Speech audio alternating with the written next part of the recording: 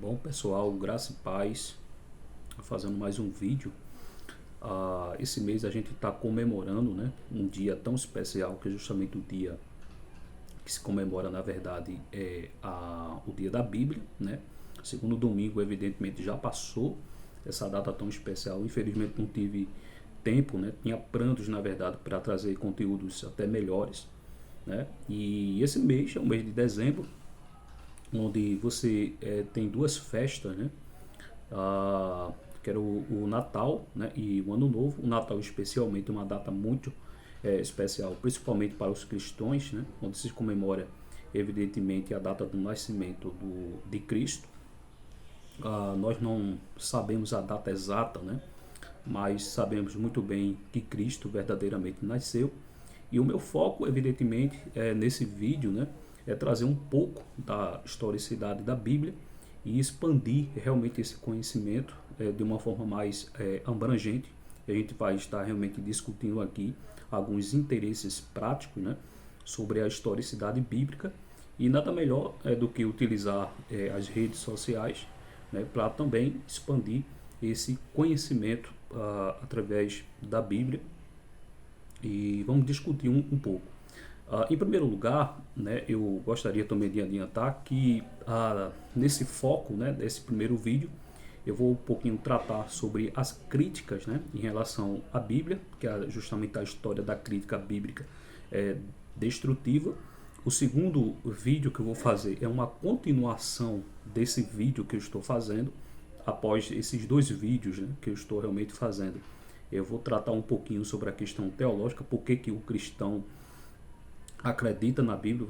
Vou dar boas razões, na verdade, teológicas para se crer realmente na Bíblia. E, por último, né, eu vou trazer fundamentos históricos, né, arqueológicos, razões científicas, na verdade, para que a gente possamos ter uma conclusão óbvia, né, de que acreditar realmente, de fato, realmente na Bíblia nunca foi uma questão de superstição, nunca foi uma questão de simplesmente de religião apenas e tudo mais. Geralmente é essa a compreensão que muitas pessoas têm. E a minha ideia é desmitologizar a ideia, né, de que crer na Bíblia, né, é simplesmente uma questão de religião e tudo mais. A Bíblia é qualquer outro livro, né, ou qualquer outro livro qualquer que você vê, como por exemplo alguns contos antigos, né, como os contos de Enki, né, de Eli. Você tem os contos da epopeia de Gilgamesh, né, o Decálogo de Hammurabi, tantos livros por aí, como o Corão e etc., o Bhagavad Gita, né? Então, você tem os Tripitakas, né? Então, ali, o que faz, na verdade, da Bíblia ele ser um pouco diferente, né, dos livros que você tem na nossa atualidade. Uma outra coisa também que eu gostaria também de salientar, que eu não vou ser tão exaustivo, né? A minha intenção não é ser tão exaustivo nesse vídeo explorando todos os particulares, né, dessas filosofias. Não, meu foco aqui é trazer uma questão bastante simples, mais direta, óbvia, que é justamente levantando essa tese. Depois é normal a gente construir também uma antítese, né? Uma antítese para poder desconstruir, na verdade, essas críticas que são críticas destrutivas, que vai, na verdade, contra os princípios estabelecidos por Deus. Então, sem mais delongas, vamos começar. O primeiro vídeo, né, eu coloquei assim como tema a história da crítica bíblica destrutiva. Esse é o tema, né? Essa parte da história, né, remonta a um tempo que a Bíblia, a palavra de Deus, foi alvo de várias correntes, né, filosóficas. E você tem várias eras, evidentemente, que a Bíblia ele sofreu vários ataques, né? E esses ataques ele meio que se intensificaram, evidentemente, a partir do século XVI. A partir do século XVI até o meado do século XVII, né? Geralmente essas críticas, né, ela tomam proporção e elas se expandem, né, de uma maneira bastante tangível, não só na área da filosofia, como também na área da ciência, né? e também, especialmente na área também política, né? Então, são dois campos, aliás, três campos que geralmente essa crítica, né, ela vai, de certa forma, abarcar. O que é a crítica, né? Crítica é algo legítimo, né? E no mesmo tempo que ela é legível, né, ela também ela é uma questão necessária. Nós precisamos fazer crítica. Então, qualquer pensamento filosófico, qualquer área realmente da ciência que ela não não esteja passível de crítica, né, você pode ver que ele é alvo de fanatismo, algo ideológico, né, por realmente ideologia e tudo mais. Então, qualquer instituição, seja ele religiosa, política, jurídica, né, ele tem que sim ser sustentado, evidentemente, à base da crítica. Né? Evidentemente, sem a crítica, não há um avanço realmente na linha de pensamento, o que a gente, de fato, né, passa realmente a presumir de que a ausência da crítica, evidentemente, passa a ser um ambiente completamente totalitário, né, dominado por alguns preponentes de diversos tipos de contexto histórico que faz isso, né, durante o percurso realmente da história, realmente da humanidade. Existem duas formas de crítica bíblica, né? Você tem a baixa crítica e, por outro lado, você tem a alta crítica. A baixa crítica, né, ela se refere ao texto realmente propriamente dito das escrituras, enquanto que a alta crítica ele se refere às fontes realmente desse texto. O que é a baixa crítica, né? O que é que isso se refere ao texto das escrituras? Você tem dentro do contexto bíblico alguns figuras doutrinárias. Você tem vários pilares doutrinários. Você tem a divindade de Cristo, né? Você tem o contexto dos milagres. Você tem regiões, na verdade, que até então foram descobertas até realmente recentemente.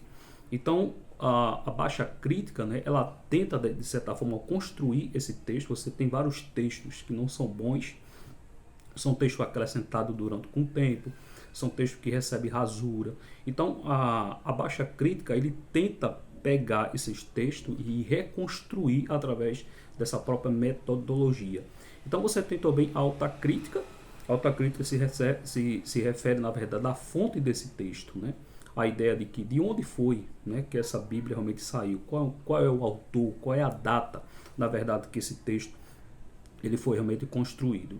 Lembra também das fontes, né? Você tem vários papiros, você tem códices, você tem o Códice Sinaítico, Códice Vaticano, você tem o Códice de Alexandrino. Então, você pega esses textos, né, para saber o âmbito histórico dele, fazer o contraste dessas diferentes, se esse mecanismo desse texto foi mesmo o autor que escreveu, ou foi a adição de copista e tudo mais. Então, a crítica, essas duas críticas, ele se baseia nessa premissa. A primeira toma o manuscrito disponível para tentar reconstruir o texto original que eu falei. O segundo, ele pergunta qual a fonte real do texto original. Uma observação interessante é que ambos as premissas, ambas as ciências, elas são necessárias ao texto da Bíblia. Todas elas são realmente importantes. Nessa questão, nos dias atuais, você tem duas divisões, né? Você tem dessa crítica, né? Você tem a crítica positiva e tem a crítica também destrutiva, que é justamente o foco realmente desse vídeo, que é o qual realmente a gente vai tratar. O que é a crítica positiva? A crítica positiva, ela vai tentar construir, né, a ideia de que o texto das escrituras, de certa forma, ele é original. Você tem textos que são verdadeiro fidedignos, que a Bíblia sustenta verdadeiramente a ideia de que a Bíblia ela é a palavra de Deus, ela não se torna a palavra de Deus, mas ela é. Que existem argumentos não só na área da ciência, como também na arqueologia, verdadeiramente sustentável, de que de fato o texto, né, das escrituras, ela de fato ela é a palavra de Deus, ela é fidedigna, e que esses conjuntos, de certa forma, de ciência, ela meio que ratifica a autenticidade e a veracidade das escrituras. Já a crítica destrutiva, eles são mecanismos, de certa forma, filosóficos, que ele vai tentar, até então, desconstruir, evidentemente, o texto das Escrituras. Eu vou falar um pouquinho de um grupo antes de adentrar, né, de algumas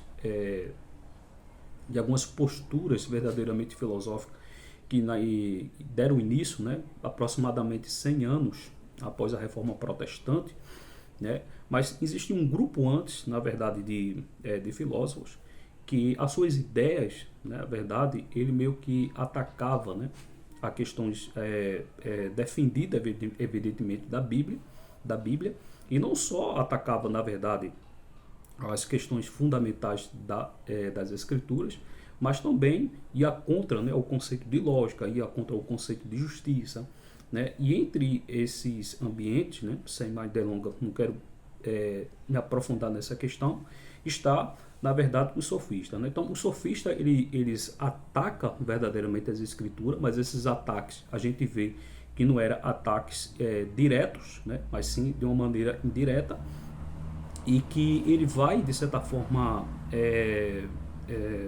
criar pilares que, por sua vez, futuramente, né, esses pilares eles vão ser novamente defendidos, né, para poder desmistificar e desqualificar, na verdade, as verdades centrais defendidas, evidentemente, das Escrituras.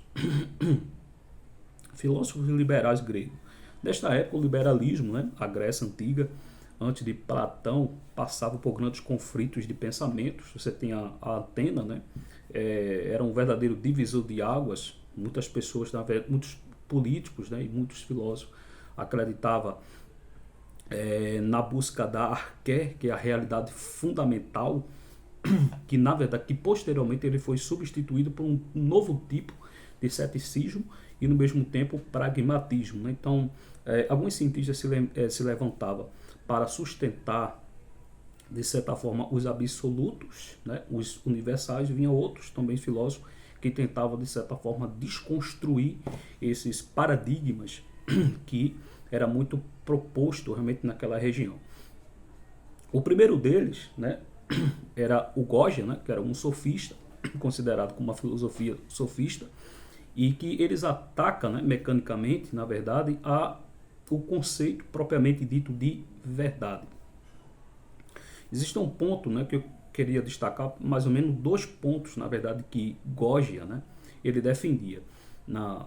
Todo parâmetro, na verdade, filosófico, Gogia, ele pegou esses conceitos e, evidentemente, jogou de água abaixo, né? Esse conceito de filosofia, questões de absolutos, questões universais, para ele não era necessário mais.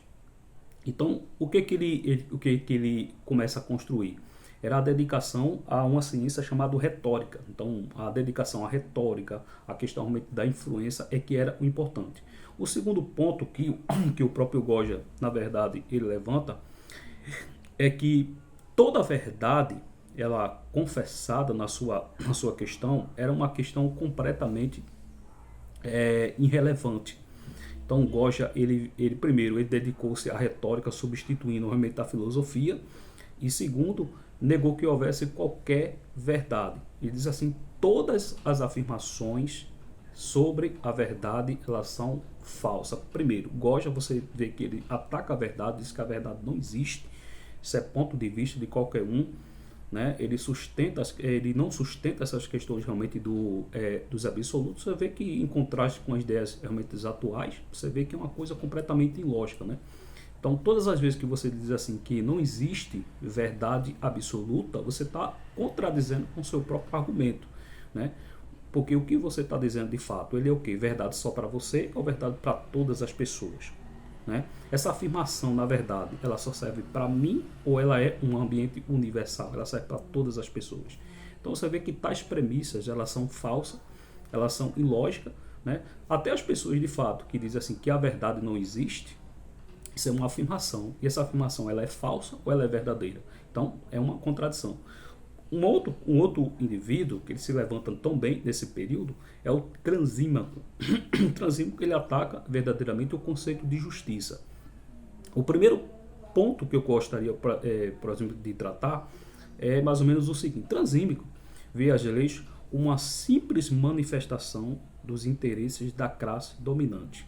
Observe o seguinte: ele simplesmente vê que as leis, na verdade, ele nada mais é do que umas simples manifestações, né, da classe dominante. Você vê aqui um protótipo, né, do conceito que Karl Marx, na verdade, a partir da sua época, daquelas revoluções realmente industriais, um cientista político, né, digamos assim, através da era da industrialização, onde ele vai confrontar, na verdade, a burguesia e defender o proletariado. Então você vê um prototipo, né, de espécime de filosofia já desencadeada no ambiente realmente grego. Então, o Transímico ele defendia um outro conceito. Ele disse que quem sobe, de certa forma, um nível de mestre, né, são os que preferem, de certa forma, a justiça. Então, para Transímaco, na verdade, a ideia de justiça, a ideia de leis, ele só funciona, né, e ele só tem base para aquelas pessoas, de fato, que têm poder, que têm estudo. Então, a classe, na verdade, pobre, que não tem acesso à educação, que não tem poder, que não tem uma determinada legitimidade política, de certa forma, ele não funciona. Então, o Transímico, na prática, ele foi contra a questão da justiça, a questão da lei. Você pode ver como que seria, na verdade, o mundo sem justiça, né? Como é que seria o mundo sem lei. Então, é uma coisa completamente aberradora. Outra coisa também que põe, na verdade, em xeque essa questão é que as leis, claro, ela tem que ser exercida através de pessoas que têm influência, né? Então, evidentemente, tem que ser por parte realmente da política, aquele que tem autoridade para poder legitimizar essas leis. Então, se você não tem autoridade jurídica, evidentemente essas leis ela passa a ser pífia, né? Ela passa a ser completamente avessa. Então, e no mesmo tempo que eu estou querendo realmente se referir é que ela passa a ser altamente insignificante em relação a essas questões realmente sociais. Então, imagine se todo mundo, na verdade, criasse o seu próprio conceito de justiça com base naquilo que ele gostaria que fosse. Então, o mundo seria, de fato, uma verdadeira catástrofe, né? O outro homem, né, que ele é bastante conhecido, um outro grego, que ele teve uma influência muito grande, foi o Protágoras, né, que é o pai do humanismo, né, a sua famosa máxima, né, mais conhecida como Homo Mensura, que declara que o homem, ele nada mais é do que a medida, né, de todas as coisas, e todas as coisas convergem nele. Primeiro, você tem um confronto contra a verdade. Segundo, você tem o confronto, na verdade, com a questão da justiça. E segundo, você tem o renascimento, né, alguns aderem de que o próprio Protágoras ele é, na verdade, o pai, né, propriamente dito, do humanismo. Não que não existisse humanismo anteriormente ao Protágoras, mas em sua tese, né, ele levanta essa questão de que o homem nada mais é do que o centro, né, de todas as coisas. O que é que eu estou querendo dizer? O humanismo, na prática, ele nada mais é do que a crença de que todas as coisas que envolvem realmente a natureza, que envolve a lógica, que envolve as nossas questões, ele está diretamente com o nascer e o morrer do homem, está intrinsecamente ligado dentro do homem. O homem é o centro, é o monopólio de todas as coisas. Você vê que esse conceito, ele bate realmente de frente, esses três conceitos propriamente dito, ele bate de frente com os parâmetros realmente das escrituras, né? Primeiro porque as escrituras, ele de certa forma defendem que o cristianismo é a única verdade. Você vê que o próprio Jesus contradizendo, né, evidentemente o conceito de Goge, né, que diz que ele mesmo ele é a verdade, lá em João capítulo 14, verso 6, né, que diz que eu sou o caminho, a verdade e a vida. Primeiro Jesus ele diz que ele é o caminho, a verdade e a vida, que ele é a verdade. Jesus disse também que a sua palavra, de certa forma, ele é a verdade. Pega lá em João capítulo 17, verso 17, que ele diz assim: santifica-o, né, na tua verdade, e a tua palavra é a verdade. Então, uma outra coisa que justiça é que Deus, de fato, ele é amor, mas também ele é justiça. Então, se Deus ele fosse só amor, imagina o que seria o nosso mundo. Então, existem princípios de justiça. Deus é um ser também de amor, mas também é um ser de justiça. E a questão humana, ele passa a ser uma questão completamente naturalista, né? Algo, como é que eu posso dizer, encontrado, né? Ou seja, parece que a vida, né, passa realmente a existir, né? Não para Deus, né, de certa forma, mas para o homem. O homem ele se torna praticamente o preponente, e e o autor, né, de certa forma, da sua própria história. Então, a Bíblia completamente desmerece esse tipo de qualificação. Então, você vê alguns protótipos já nesse século em relação aos confrontos, né, que faz com que esses conjuntos de ideias ele tivesse também o seu renascimento para atracar as verdades absolutas da palavra de Deus. Agora, entrando um pouquinho realmente da história, vou fazer um outro vídeo, né, justamente para fazer essa construção, e essa próxima realmente abordagem agora eu vou tratar um pouquinho sobre as raízes filosóficas da crítica bíblica destrutiva, né? Já um pouquinho 100 anos depois da Reforma Protestante. Então,